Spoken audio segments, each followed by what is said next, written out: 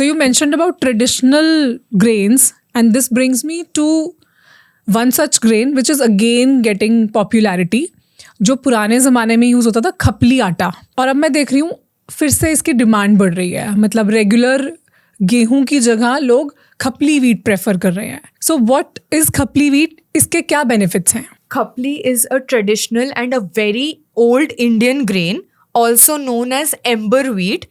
ये स्ट्रक्चरली और जेनेटिकली आपके रेगुलर व्हीट से काफ़ी डिफरेंट है, जिसकी वजह से इसका फाइबर कंटेंट हाई हो जाता है, प्रोटीन ज़्यादा हो जाता है और डाइजेशन काफ़ी इम्प्रूव हो जाता है in comparison to the regular wheat. It also comes with a goodness of 4. It is very rich in fiber, high amount of protein, good amount of iron and vitamin B1. Because of iron and B1, ये energy metabolism को support करता है. Because of high fiber, this helps with digestion.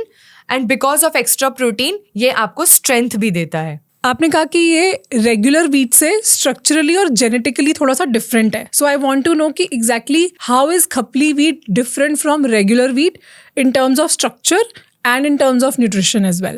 In terms of structure, इसका जो outer shell होता है, wheat has an outer covering and an outer shell, जिसे हम husk बोलते हैं. वो इसका काफ़ी ज़्यादा thick और hard outer covering होती है, which is the reason why इसका fiber content is more than the regular wheat. It is a very compact and a dense grain. तो डेंस होने की वजह से न्यूट्रिशनली पैक्ड होता है. एंड सेकेंड, इसमें ग्लूकोज स्पाइक बहुत स्लो होता है. मतलब ये आपके बॉडी में डाइजेस्ट होने में थोड़ा टाइम लेता है एंड बहुत क्विकली ब्लड शुगर लेवल्स को राइज नहीं करता. Compare to a regular wheat, इसका प्रोटीन लेस डेंस है, इसीलिए इसका ग्लूटेन बेटर डाइजेस्ट हो पाता है. इसके स्ट्रक्चर और जेनेटिकल डिफरेंसेस ही इसके न्यूट्रिशन को एनहांस करते हैं. जैसे कि आपका ग्लूकोज स्पाइक कम होता है, तो ये थोड़ा स्लो बॉडी में डाइजेस्ट होता है, इससे वेट गेन नहीं होता, फैट बहुत जल्दी एक्यूमुलेट नहीं होता बॉडी में, ब्लड शुगर राइज नहीं होता और इन्फ्लेमेशंस को भी रिड्यूस करता है. Fibre content is also good.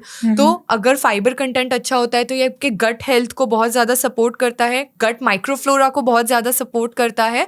And also because it is the dense grain, इसका प्रोटीन कंपेरेटिवली हाई होता है. तो हमारा जो मेन मील है, जो हम सबसे ज़्यादा रोटियां खाते हैं, roti is the main component of our thali, तो उसमें ही अगर हम प्रोटीन का कंपोनेंट थोड़ा ऐड कर पाते हैं तो इट इज़ वेरी बेनिफिशियल. जैसे कि अगर आप एक 60 kg इंडिविजुअल हैं, आप अगर 3 रोटी एक दिन में कंज्यूम करते हैं तो आप अपने फाइबर का 34% मीट करते हैं और अपने प्रोटीन का 23% of the daily requirement meet करते हैं, जस्ट विद खपली वीट से बनी हुई रोटी. Yes, and just like any other healthy grain, it is naturally low in sugar, saturated fat, and completely free from trans fat. So that means whosoever wants to keep diabetes at bay, blood pressure problems at bay, want to manage their weight, खपली wheat से बनी रोटी would any day be a better option than a regular wheat roti. Yes. Thank you so much for watching this clip. अगर ये clip आपको पसंद आई है तो I am sure कि ये पूरा एपिसोड भी आपको बहुत ही काम का लगेगा.